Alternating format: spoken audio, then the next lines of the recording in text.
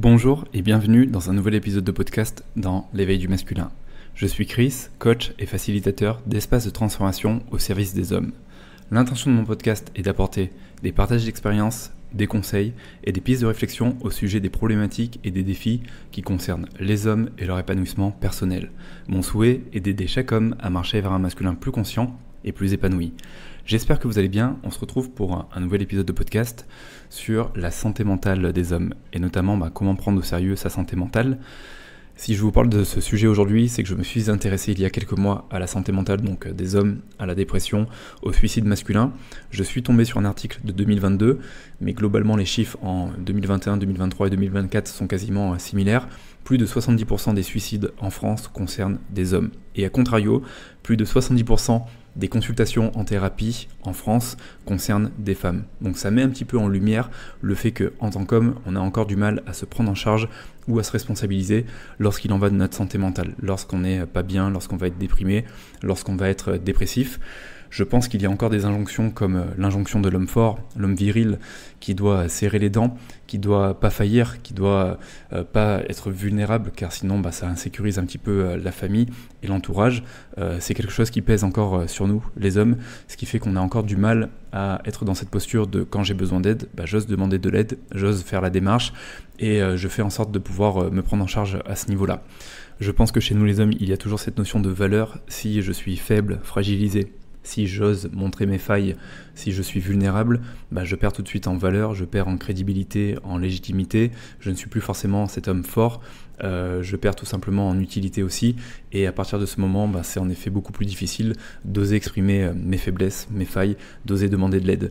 Je pense que la figure paternelle joue un rôle aussi à l'intérieur. Pour ma part, j'ai toujours vu mon père dans une forme de mal-être, pas très heureux, parfois déprimé, peut-être dépressif, je sais pas, j'étais pas forcément à sa place, mais c'est un petit peu l'image avec laquelle je me suis construit et j'ai vu un père qui seulement à partir de 50 ans a osé en fait consulter, voir un thérapeute pour aller travailler sur lui, aller travailler sur ses blessures, et c'est un petit peu l'image que ça m'a envoyé pendant mon enfance. L'homme doit pas être une victime, ne doit pas se plaindre, doit contenir même quand ça ne va pas, et donc naturellement j'ai reproduit un petit peu ce schéma. Pour moi-même, ça a été vraiment compliqué la première fois où je suis allé en thérapie alors que ça faisait depuis un moment que ça allait pas, que j'avais besoin d'aide. Finalement, je projetais ça aussi dans ma relation de couple, c'est-à-dire qu'à travers ma partenaire, en vidant à chaque fois un petit peu excusez-moi du terme, mon sac de merde, je recherchais une thérapeute, une coach ou une personne qui allait me sauver, alors que la personne qui est avec nous en couple ne doit pas avoir cette fonction. Elle est là pour nous soutenir, pour nous donner de l'amour, pour être présente avec nous, pour communiquer, mais elle ne doit pas se substituer à un thérapeute ou à un coach. Sinon, on commence un petit peu à tout mélanger, on met en place des jeux de pouvoir, des jeux de position au niveau de la relation de couple, et c'est pas sain. Et donc, c'est seulement à partir de 31 ans où j'ai engagé en fait une thérapie, car j'en ressentais vraiment le besoin, et c'est comme si à ce moment-là, en fait, les pertes étaient beaucoup plus importantes que le bénéfice de rester le même et de continuer en fait à souffrir de ce que je souffrais tout simplement.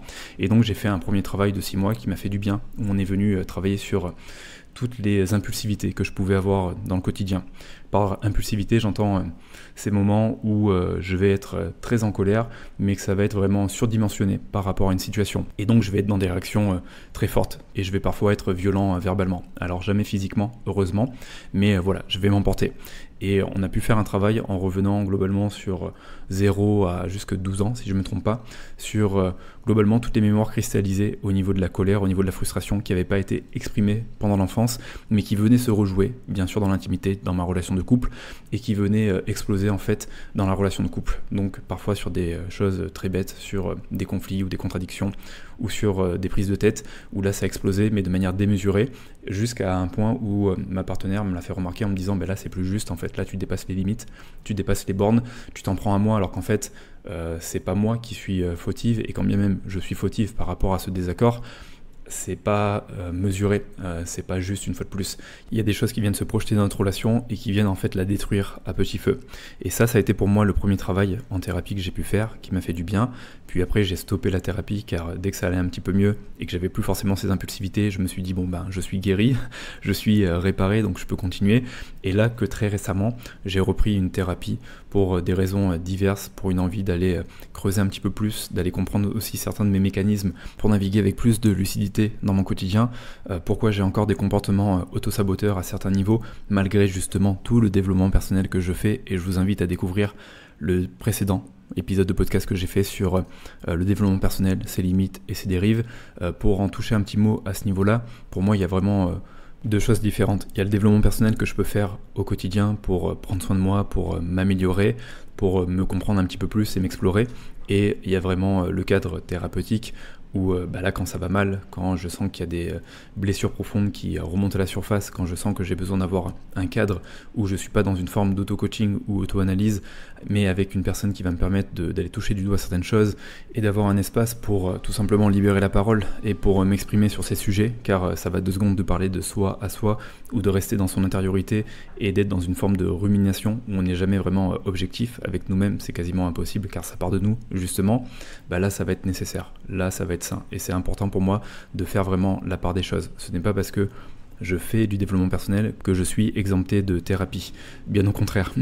À faire du développement personnel, parfois on vient remuer énormément de choses, mine de rien, et après ça va être important justement de pouvoir traiter ces choses en thérapie. Je ne dis pas que la thérapie est obligatoire, mais je pense que pour tout être humain qui a eu des bagages familiales relativement lourds, qui a eu des blessures, qui a subi des traumatismes, à un moment donné de notre vie, la thérapie, ça va être nécessaire, ça va être sain, ça va permettre d'aller déballer certaines choses, d'aller tisser des nouveaux liens, de certainement mieux se comprendre.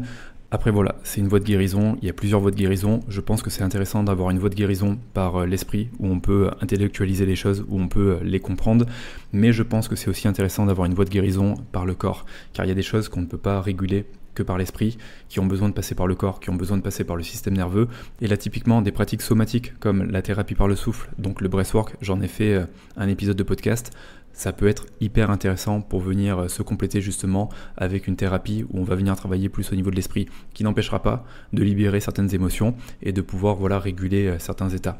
Et pour revenir à la peur d'être vulnérable, d'être vu dans ses failles et ses fragilités, je pense qu'en tant qu'homme, il y a encore cette peur de se confronter à ces difficultés, à nos impuissances, à nos blessures. Je pense que c'est plus facile en effet d'être dans le déni et de faire comme si tout allait bien, même quand ça va mal. Je pense qu'on a encore beaucoup de difficultés en fait à exprimer ce que l'on ressent. Moi le premier, je sais que pendant longtemps j'ai verrouillé. C'était très difficile pour moi d'exprimer ce que je ressentais à ma partenaire par rapport à des situations qui étaient compliquées ou qui me mettaient dans la difficulté ou qui créaient beaucoup d'agitation émotionnelle en moi. Alors déjà, j'avais l'impression parfois que c'était mal ou que c'était pas à sa place, mais j'avais surtout l'impression que je ne savais pas faire car on ne m'avait jamais montré. En tout cas, l'image du père que j'ai eu à la maison ne m'a jamais montré comment exprimer ces difficultés. Donc voilà, j'ai grandi avec ça. Et je pense qu'aussi en fonction des blessures ou des traumatismes d'enfance que j'ai pu avoir, quand j'avais à exprimer en fait quelque chose vis-à-vis d'une situation compliquée, ça m'arrivait des fois de friser, de voir tout simplement un mur blanc, d'être en sidération, de perdre mes mots, de ne plus savoir en fait qu'est-ce qui se passait en moi, comme s'il m'était en fait impossible de dire là je ressens de la colère, là j'ai de la frustration, là je me sens triste, alors que pourtant je ressentais bien l'émotion, mais je me sentais d'un coup coupé en deux, comme si j'étais censuré en fait au niveau de la gorge, comme si j'avais pas la possibilité d'exprimer vraiment ce que je ressentais.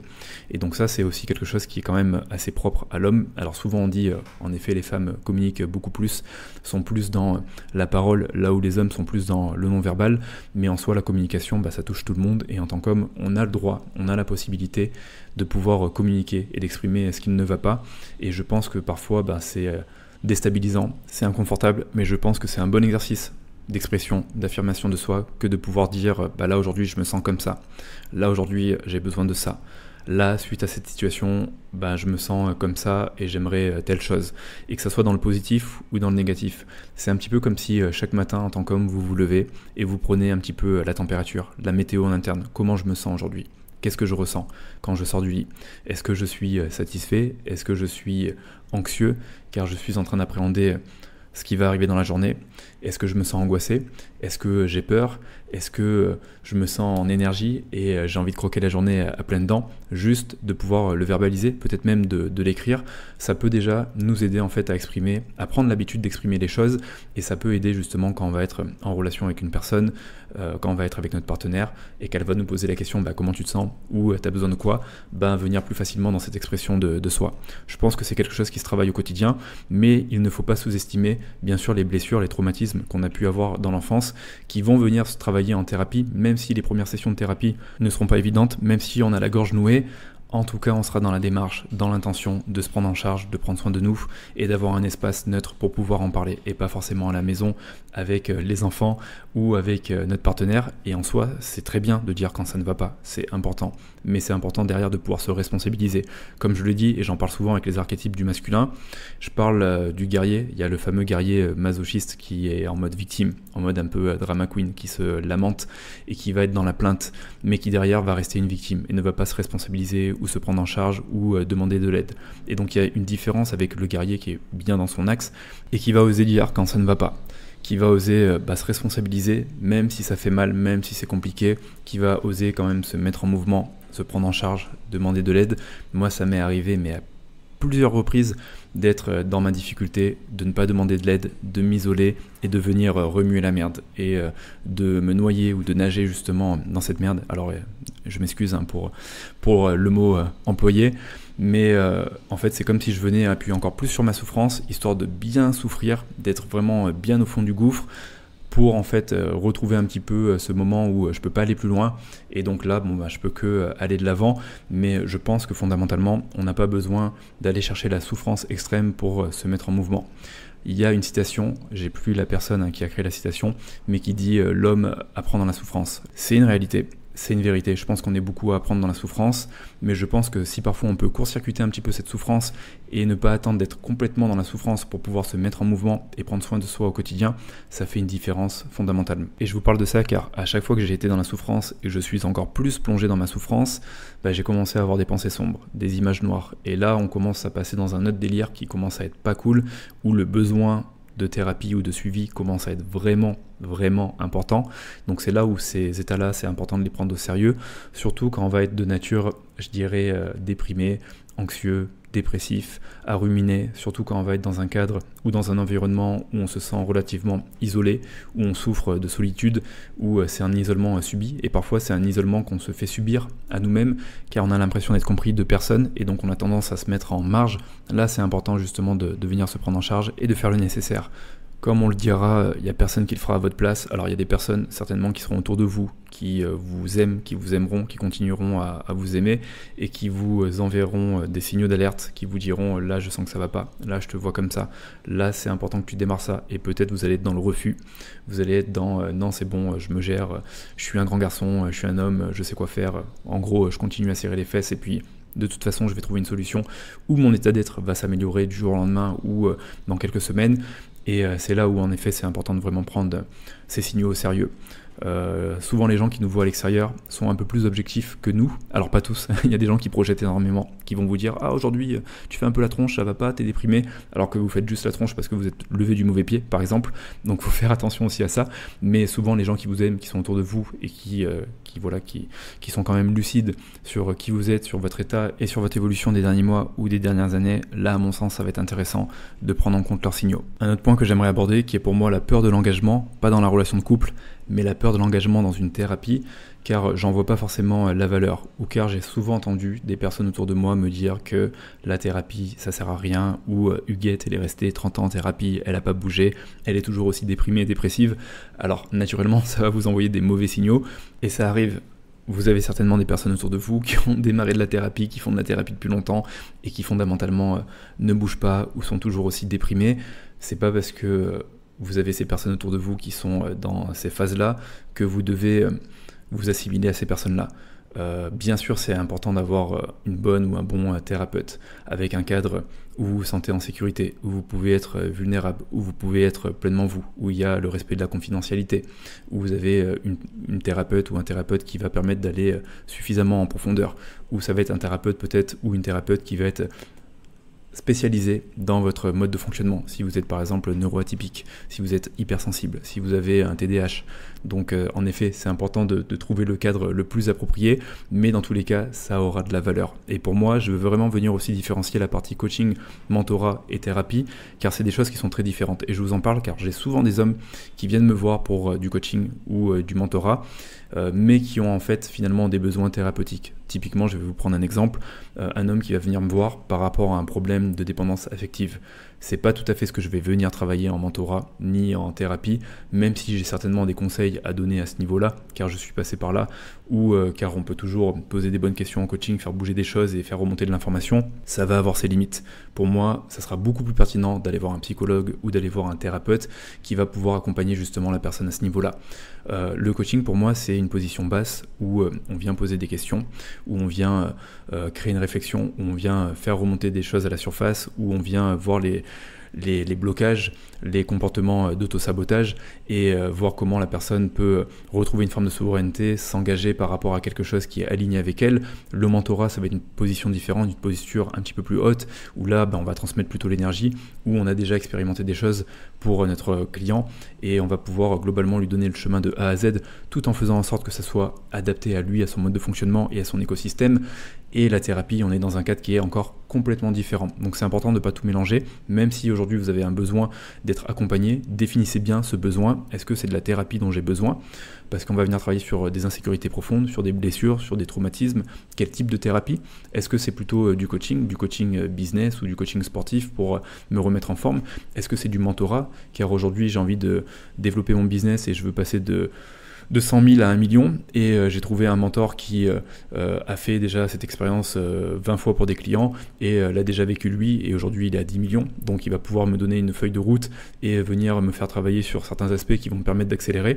Donc toujours avoir un questionnement pertinent pour bien définir le besoin et trouver le cadre le plus approprié. Alors j'ai un petit peu vulgarisé entre la thérapie, le coaching et le mentorat, mais comme je le dirais, faites vos recherches, n'hésitez pas à demander et regardez voilà ce qui est le plus approprié pour vous. Et après, pour moi, un autre point qui va être important, c'est un petit peu l'hygiène émotionnelle que j'ai au quotidien, mais aussi l'hygiène physique, l'hygiène mentale, c'est tout ce que je vais pouvoir mettre en place. Je sais que moi, à mon niveau, le fait d'avoir une routine de biohacking, de faire attention à ma complémentation, d'avoir de l'activité physique, d'avoir des moments en nature, des moments de respiration, en effet, ça me permet de jouer sur mon état d'être. Ça me permet de jouer sur mon système nerveux. Quand on a un système nerveux qui est régulé, c'est plus évident d'être en énergie, d'avoir de la concentration, d'être créatif, d'être inspiré, de pouvoir se mettre en mouvement. Dès que je vais avoir un système nerveux donc dérégulé ou je vais être en sidération, ça va être beaucoup plus compliqué de me mettre en mouvement, de prendre des décisions, de faire des choix éclairés, d'avoir de la clarté sur certaines choses à mettre en place. Donc c'est là où pour moi l'hygiène de vie elle est hyper importante. Aujourd'hui on le voit, c'est même prouvé par la science. Un sommeil de mauvaise qualité ou une respiration de mauvaise qualité, ce n'est plus la conséquence d'un état anxieux ou d'un état dépressif, mais au contraire, ça peut être une cause qui va venir amplifier ces différents états au quotidien. Et c'est là où ça va être vraiment important donc de faire attention à votre hygiène de vie, mais de venir justement dans cette posture d'homme qui se prend en charge et qui n'attend pas d'être au bord du gouffre avant de démarrer par exemple une thérapie si ça ne va pas. Donc voilà, procrastinez pas votre besoin de prise en charge sur votre santé mentale, trouvez la voie qui vous convient, celle qui vous appelle. C'est un message où je viens pas forcément vous dire comment vous comporter, peut-être un petit peu, mais c'est plus voilà d'homme à homme où je vous partage le fait que pour moi en effet ça a pris du temps et si j'avais su j'aurais préféré commencer avant. Je pense qu'il n'est jamais trop tard pour démarrer. On peut démarrer très tard, on peut démarrer très jeune, mais c'est important de le faire quand on en ressent le besoin, et même quand on n'en ressent pas le besoin, mais que objectivement on projette des trucs qui sont pas juste à l'extérieur, qu'on est dans des grandes impulsivités, qu'on s'en prend aux personnes qu'on aime, c'est souvent signe d'un mal-être, c'est souvent signe qu'il y a quelque chose qui ne va pas, et c'est déjà suffisant à ce moment-là pour démarrer quelque chose, pour prendre soin de soi. Donc voilà, il en va de nous, il en va de notre santé mentale, mais aussi physique, aussi émotionnelle, et il en va aussi des personnes avec qui on va vivre au quotidien. Et comme vous le savez, notre état, c'est un petit peu le reflet de ce que nous sommes et de ce que nous vivons intérieurement, et c'est un petit peu le cadeau finalement qu'on fait aussi aux personnes qui sont avec nous. Donc voilà. En tout cas, j'espère que c'est un épisode qui vous parlera, qui résonnera. Peut-être que ça ne résonnera pas pour vous, mais que vous connaissez une personne qui est dans une forme de souffrance ou de mal-être assez permanent et qui aurait besoin de se prendre en charge, peut-être un homme ou une femme. N'hésitez pas à lui déposer les signaux avec beaucoup d'amour et beaucoup de soutien, sans prendre la décision à sa place. Et si c'est votre cas, n'attendez plus, prenez soin de vous, vous le méritez comme toute personne sur Terre. On se retrouve la semaine prochaine pour un prochain épisode de podcast. À très bientôt.